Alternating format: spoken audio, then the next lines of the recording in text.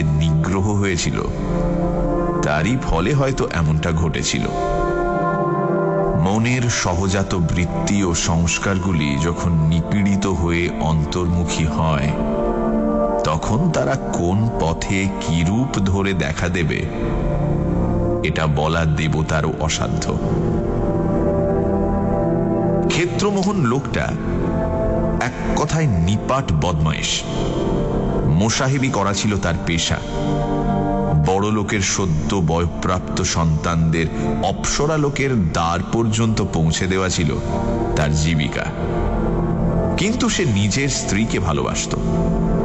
বেহুঁশ মাতালের পকেট থেকে money bag চুরি করতে তার বাধ্য না, কিন্তু সে নিজে মদ খেত না এবং অন্য মকার সম্বন্ধেও তার একটা স্বাভাবিক নিষ্পৃহতা ছিল।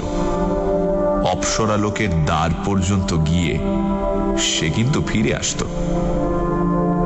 শঙ্করাচার্য সত্যিই বলেছেন, এ সংসার অতীব বিচিত্র।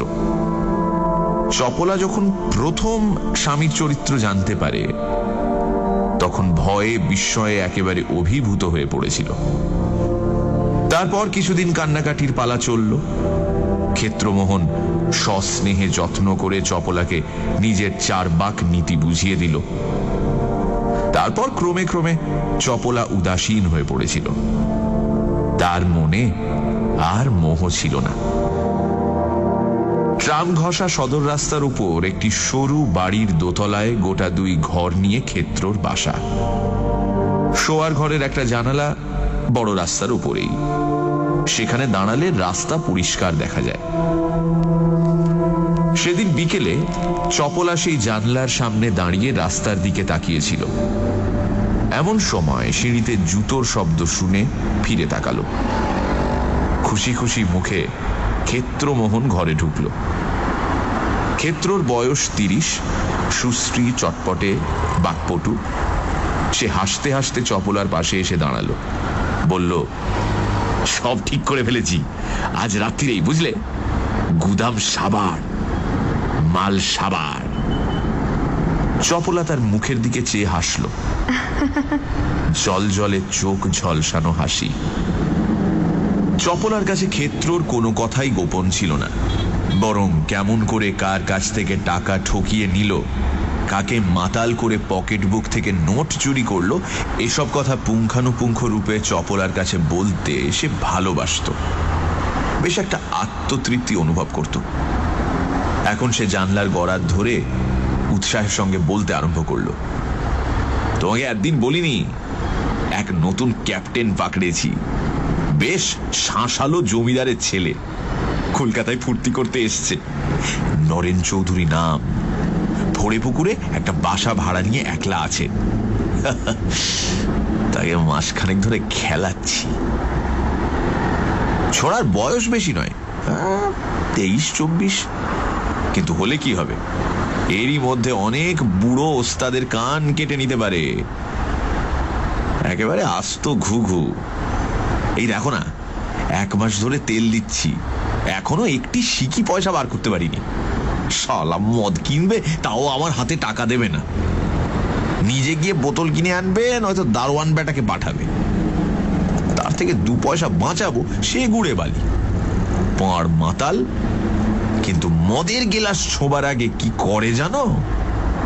টাকা করি মায় হাতের আংটি পর্যন্ত দেরাজে বন্ধ করে চাবিটা ওই শালা দারোয়ানের হাতে দিয়ে বলে, যাও মৌজ করো। এই বলে তাকে একেবারে বাড়ির বাইরে বার করে দেয়।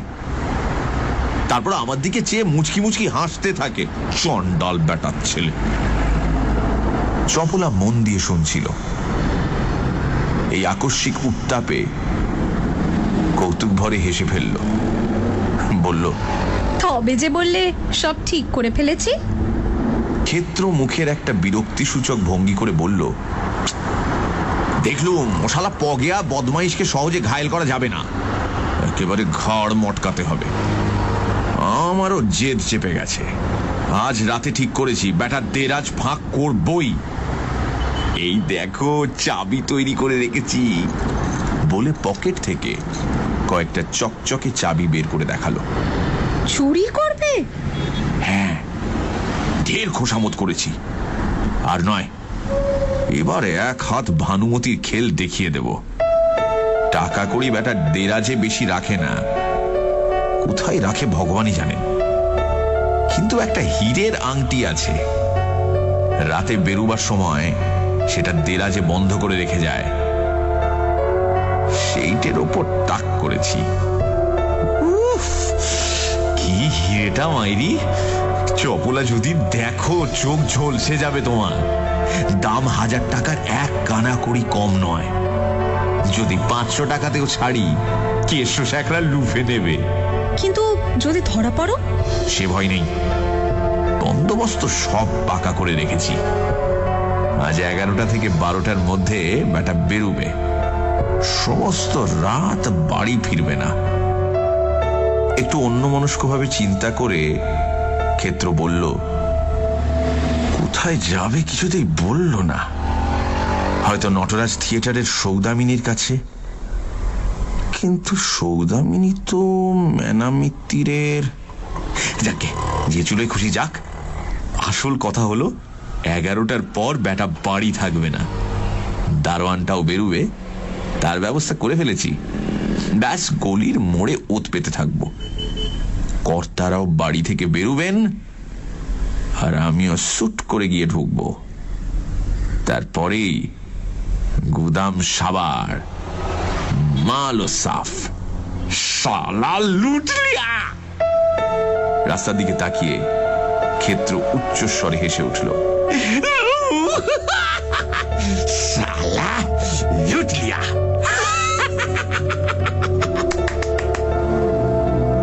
কিন্তু পরক্ষণে বেড়ালের মতো লাফ দিয়ে জানলার সামনে থেকে সরে এসে চাপা গলায় বলল, সরে এসো, সরে এসো, ও পাশের ফুটপাত দিয়ে যাচ্ছে। চপলা সরল না, বলল, কে? নরেন চৌধুরী, সরে এসো। কি দরকার?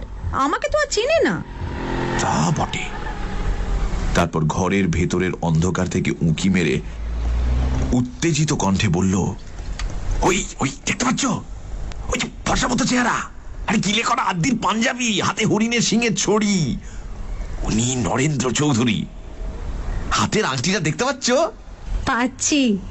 চপলা বাইরের দিকে তাকিয়ে হাসল। পড়ন্ত দিনের আলো তার মুখের ওপর পড়েছিল। মনে হলো যেন এক রাশ হিরে ঝরে পড়ল। হিরেটার দাম কত বললে? 1000 টাকা। ক্ষেত্র বিছানার ওপর গিয়ে বসলো। বেশিও হতে পারে, এবার তোমার ঝুমকো গড়িয়ে দেবই, বুঝেছ? ওই কেষ্ট শেখরাকে দিয়েই গড়িয়ে দেব, সস্তায় হবে। অনেকদিন ধরে তোমায় বলে রেখেছি। রাস্তার দিকে দৃষ্টি রেখেই চপলা বলল, ক্ষেত্র জিজ্ঞাসা করল, চলে গেছে না এখনো আছে? চপলার ঠোঁটের ওপর দিয়ে একটা ছোট্ট হাসি খেলে গেল। ক্ষেত্র তা দেখতে পেল না। চপলা বলল, মোড় পর্যন্ত গিয়ে আবার ফিরে আসছে। ফিরে আসছে? ক্ষেত্রর কপালে উৎকণ্ঠার ভ্রুকুটি দেখা গেল। তাই তো, আমার বাসার সন্ধান পেয়েছে নাকি? ব্যাটার যেরকম কুচুটে শয়তান। তুমি সরে এসো। এই কে জানে। চপলা জানলা দিয়ে গলা বাড়িয়ে খানিক পরে সরে এসে বলল, চলে গেছে। যাক, তাহলে বোধহয় এমনি ঘুরে বেড়াচ্ছিল বলে ক্ষেত্র একটা স্বস্তির নিঃশ্বাস ফেলল। চপলা যেন অন্যমনস্ক ভাবে ক্ষেত্রর মুখের দিকে তাকিয়ে থেকে জিজ্ঞাসা করল, আচ্ছা, টাকার জন্যে মানুষ সব করতে পারে না? ক্ষেত্র এক গাল হাসল। পারে না? টাকার জন্য পারে না এমন একটা মানুষ দেখাও তো দেখি। খুন, জখম, জাল, জুয়াচুরি, আর দুনিয়াটাই তো চলছে ওই টাকার পেছনে। আর তাতে দোষী বাকি? টাকা না হলে কারুর একদণ্ড চলে। তবে আমি যে ব্যাটার ঘাড় ভাঙতে যাচ্ছি তার মধ্যে আমার অন্য স্বার্থও আছে। ব্যাটা আমাকে বড় হয়রান করেছে। যেমন করে হোক ওর ওই আংটি গাপ করবই। আলস্য ভরে 2 হাত মাথার উপর তুলে চপলা গা ভাঙল। তারপর বলল, যাই চুল বাঁধিকে। সানডে সাসপেন্স, শুধুমাত্র রেডিও মির্চি 98.3 FM এ। It's hot. গল্পের পরবর্তী অংশ ব্রেকের পর।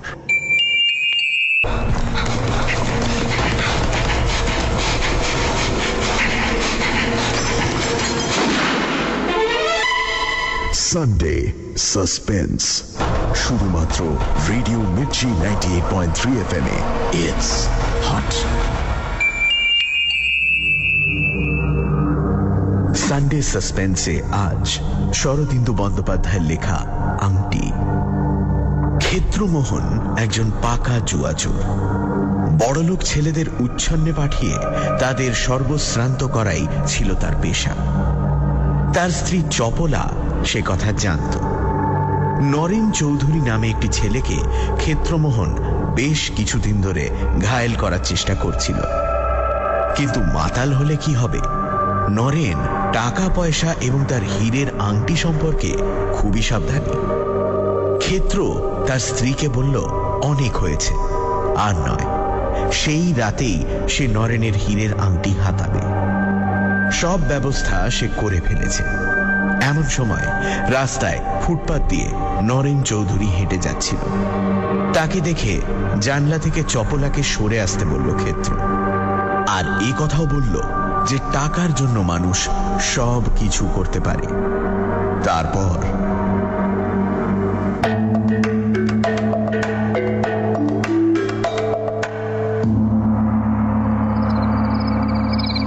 রাত 10:30টার সময় ক্ষেত্র গলির মোড়ে এসে দাঁড়ালো। ঠিক সামনে দিয়ে ফোড়ে পুকুরের রাস্তা পূর্ব পশ্চিমে চলে গেছে। গলির মুখ যেখানে গিয়ে তার সাথে মিশেছে সেখানে একটা কাঠের আড়ত আছে। সেই আড়তের গা ঘেঁষে দাঁড়ালে সহজেই পথচারীর দৃষ্টি এড়ানো যায়। রাস্তার গ্যাস কাছাকাছি নেই। এখান থেকে নরেন চৌধুরীর বাসার সদর বেশ দেখা যায়। বড়জোর 20 গজ। রাস্তার উপরেই দরজা। দরজা খুললে ভেতরে একটা ছোট গলি। গলির দুধারে 2টি ঘর। রাস্তার উপরেই বাইরের দিকে জানলা আছে।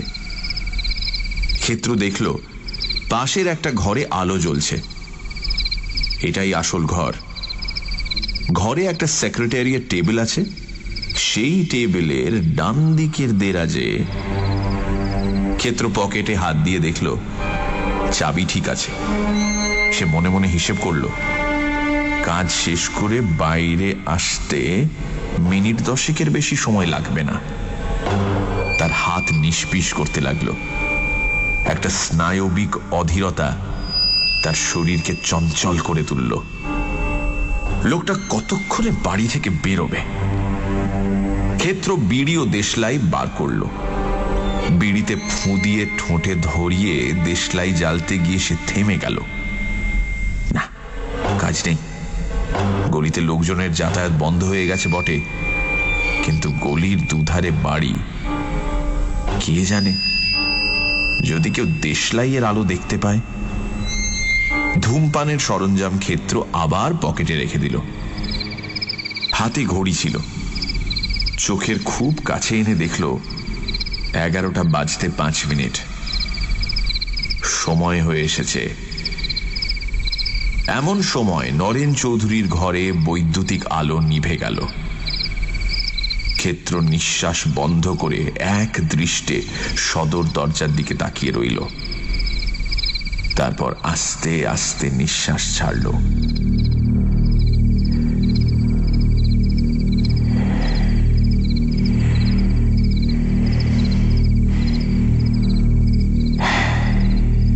এইবার সদর দরজা খুলে নরেন চৌধুরী বাইরে বেরুল। ক্ষেত্র কাঠগোলার দেয়ালে একেবারে বিজ্ঞাপনের পোস্টারের মতো সেঁটে রইল। নরেন ফুটপাথে দাঁড়িয়ে সিগারেট ধরালো। বড় বড় চোখ করে ক্ষেত্র দেখল তার হাতে আংটি আছে কিনা। না, নেই।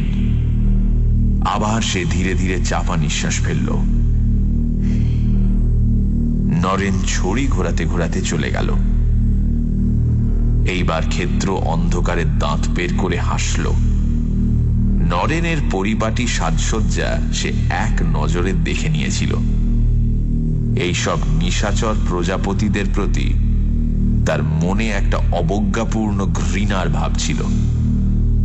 সে মনে মনে বলল, মানিক অভিসারে বেরুলেন। কোন একজন স্ত্রীলোক একে একেবারে শুষে শেষে ছোবড়ার মতো দূরে ফেলে দেবে, এটা ভেবে সে মনে বড় তৃপ্তি পেল। করুক করুক, সোনার চাঁদকে একেবারে উলঙ্গ করে ছেড়ে দিক। কিন্তু এদিকে দারোয়ানটা এখনো বের হচ্ছে না কেন? খোট্টাটার আবার কি হলো? ভাং খেয়ে ঘুমিয়ে পড়লো না তো? আরো খানিকক্ষণ অপেক্ষা করে ক্ষেত্র ঘড়ি দেখল, 11:15। তাই তো, কি হলো? দারোয়ান আগে বেরিয়ে যায়নি তো? তাহলে নরেন দরজায় তালা লাগিয়ে যেত। তবে দারোয়ানটা কি সত্যি ঘুমিয়ে পড়লো নাকি? তাকে সরাবার জন্য ক্ষেত্র এত মেহনত করেছে, সার্কুলার রোডে ময়দা কলের বস্তিতে তাড়ির আড্ডার সন্ধান পর্যন্ত বলে দিয়েছে, আর শেষে কিনা। এই সময় খোট্টা দারোয়ান বের হলো। দরজায় তালা লাগিয়ে পাগড়ি বাঁধতে বাঁধতে, নাগরা ঠকঠক করতে করতে সে বেরিয়ে গেল। এইবার সময় হয়েছে। দারোয়ানের নাগরার শব্দ মিলিয়ে যাবার পর ক্ষেত্র কাঠগোলার অন্ধকার ছায়া থেকে বের হয়ে এলো। রাস্তা নির্জন, বাধা বিপত্তির কোনো ভয় নেই। কিন্তু দুপা এগিয়েই ক্ষেত্র আবার ফিরে এলো। কাজ নেই, আর একটু যাক। যদি দারোয়ানটা কিছু ভুলে ফেলে গিয়ে থাকে, হয়তো আবার ফিরে আসবে। 10 মিনিট কেটে গেল, দারোয়ান ফিরল না। তখন ক্ষেত্র অন্ধকার থেকে বের হয়ে এলো। বেশ স্বাভাবিক দ্রুত পদে, যেন নিজের বাড়িতে যাচ্ছে এমন ভাবে দরজার সামনে গিয়ে দাঁড়ালো। পকেট থেকে চাবি বের করে বেশ শব্দ করে দরজা খুলল। তারপর ভেতরে প্রবেশ করে দরজা ভেজিয়ে দিল। ক্ষেত্রর পকেটে একটা ছোট বৈদ্যুতিক টর্চ ছিল, সেটা এবার সে জ্বালল। একবার চারিদিকে ফিরিয়ে দেখে নিল, তারপর বাঁ দিকের দরজার উপর ফেলল। দরজায় তালা লাগানো। ক্ষেত্র আর একটা চাবি বেছে নিয়ে তালায় পড়ালো। খুট করে শব্দ হলো, তালা খুলে গেল। টর্চের আলো নিভিয়ে ক্ষেত্র ঘরে ঢুকলো। ঘরে কোথায় কি আছে সবই তার জানা ছিল। সে অন্ধকারে হাতড়ে হাতড়ে রাস্তার দিককার জানলাটা বন্ধ করে দিল। তারপর ঘরের দিকে ফিরে টর্চ জ্বালল। টর্চের আলো একটা টেবিলের উপর গিয়ে পড়ল। টেবিলের উপর বিশেষ কিছু নেই, কাগজ চাপা, ব্লটিং প্যাড, দোয়াত, কলম। টেবিলের আশেপাশে 2-3টে চেয়ার এলোমেলো ভাবে দেখা গেল। ক্ষেত্র আর সময় নষ্ট না করে কাজে লেগে পড়ল। টেবিলের সামনে চেয়ারে বসে সে দেরাজ খুলতে আরম্ভ করল। ডান ধারের দেরাজগুলো খোলা, কিন্তু বাঁ ধারের দেরাজের সামনে একটা কবাট আছে, তার গায়ে চাবির ঘর। ক্ষেত্র সেই কবাটের গায়ে চাবি ঢুকিয়ে খুব সাবধানে ঘোরালো। কবাট খুলে গেল। 4টে দেরাজ। নরেন ওপরের দেরাজে আংটি রাখে। ক্ষেত্র দেরাজের ভেতর আলো না ফেলেই তার ভেতর হাত ঢুকিয়ে দিল। কাগজপত্র ও পানের ডিবে তার হাতে ঠেকল, কিন্তু আংটির পরিচিত ক্ষুদ্র কেসটি হাতে ঠেকল না। তখন সে দেরাজের ভেতর আলো ফেলে দেখল আংটি নেই। আংটি নেই? কোথায় গেল? প্রথমটা ক্ষেত্র কিচ্ছু বুঝতে পারল না। সে এতই নিশ্চিত ছিল যে এই অভাবনীয় ব্যাপারে যেন হতভম্ব হয়ে গেল। তারপর তার বুকের ভেতরটা দূর দূর করে উঠল। তবে কি?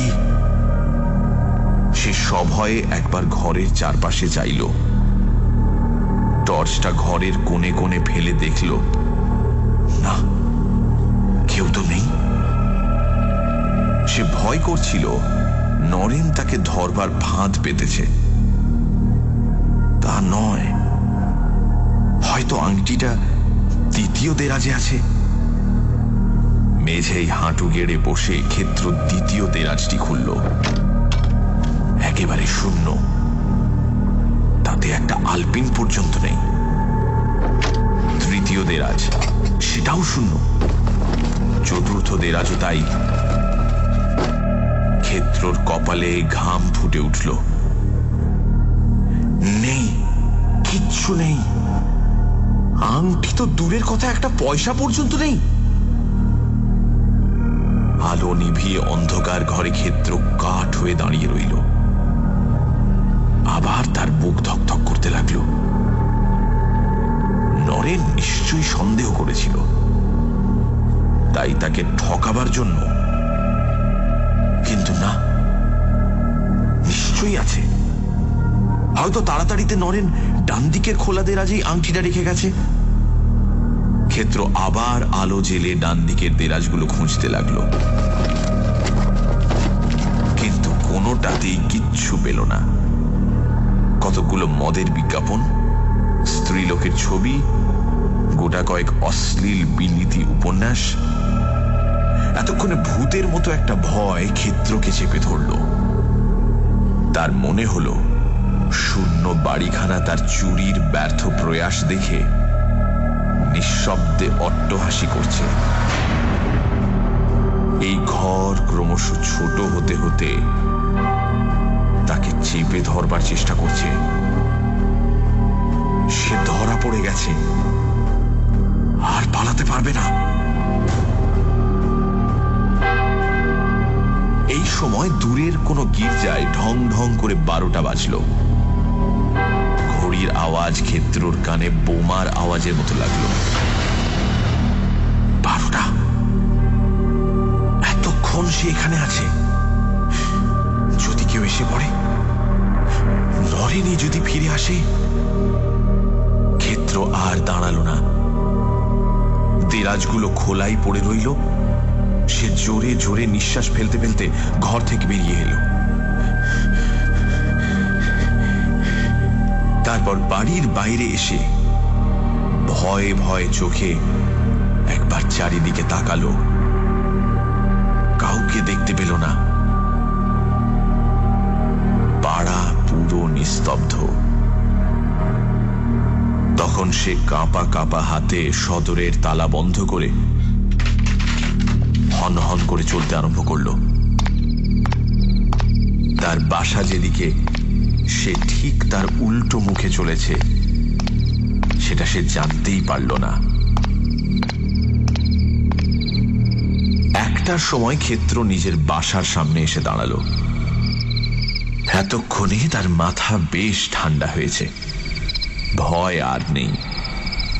এমনকি অহেতুক ভয়ে দেরাজগুলো খুলে রেখে পালিয়ে আসার জন্য সে একটু লজ্জা পাচ্ছে। কিন্তু বিস্ময় তার কিছুতেই ঘুরছে না। নরেন কি তাকে সন্দেহ করেছিল? তাই বা কি করে সম্ভব? নরেন আংটি পরে বাইরে যায়নি, এটা সে নিজের চোখে ভালো করে দেখেছে। তবে আংটিটা গেল কোথায়? ক্ষেত্র নিজের সিঁড়ির দরজার কড়া নাড়ল। তার ওপরে উঠবার সিঁড়ি আলাদা, নিচের তলার বাসিন্দার সাথে কোনো সংযোগ নেই। তাই প্রতিবেশীকে না জাগিয়ে রাত্রে যখন ইচ্ছে সে বাড়ি ফিরতে পারে। কিছুক্ষণ পরে চপলা এসে দরজা খুলে দিল। ক্ষেত্র কোনো কথা না বলে উপরে উঠে গেল। চপলা সিঁড়ির দরজা বন্ধ করে দিয়ে শোয়ার ঘরে ফিরে এলো। তারপর কথা না বলে বিছানায় চুপচাপ শুয়ে পড়ল। ক্ষেত্র জামা খুলতে খুলতে ভাবছিল, চপলা জিজ্ঞেস করলে কি উত্তর দেব। কিন্তু চপলা যখন কোনো প্রশ্ন করল না, তখন সমস্ত কথা বলবার জন্য তার নিজের মন উসখুস করতে লাগলো। মুখে চোখে জল দিয়ে আলোটা কমিয়ে দিতে দিতে সে বলল, আজ ভারী আশ্চর্য ব্যাপার হলো, ঘুমলে নাকি? ব্যর্থতার কুণ্ঠায় তার গলার আওয়াজও নিস্তেজ। চপলা উত্তর দিল না, কেবল গলার একটা শব্দ করল মাত্র। ক্ষেত্র বিছানায় উঠে দেখল চপলা চিত হয়ে শুয়ে আছে, তার ডান হাতটা চোখের উপর রাখা। অল্প আলোয় চপলার মুখ ভালো করে দেখা গেল না। আংটিটা পেলুম না, বুঝলে? চপলার কাছ থেকে কোনো সাড়া এলো না। সে ঘুমিয়েছে কিনা দেখবার জন্য ক্ষেত্র তার মুখের কাছে মুখ নিয়ে গেল। জেগে আছো না ঘুমলে? চপলার চোখের উপর হাতটা একটু নড়ল। সঙ্গে সঙ্গে তার আঙুলের উপর আলো ঝিকমিক করে উঠল। ক্ষেত্র সূচিবিদ্ধের মতো বিছানায় উঠে বসল। চপলার হাতখানা টেনে নিজের চোখের সামনে এনে বিকৃত চাপা গলায় বলে উঠল, আংটি! এই আংটি তুমি কোথায় পেলে? তুমি কোথায় পেলে? আরে আরে তুমি কোথায় পেলে? কথা কানে যাচ্ছে না, জিজ্ঞেস করছি না, কোথায় পেলে এই আংটি?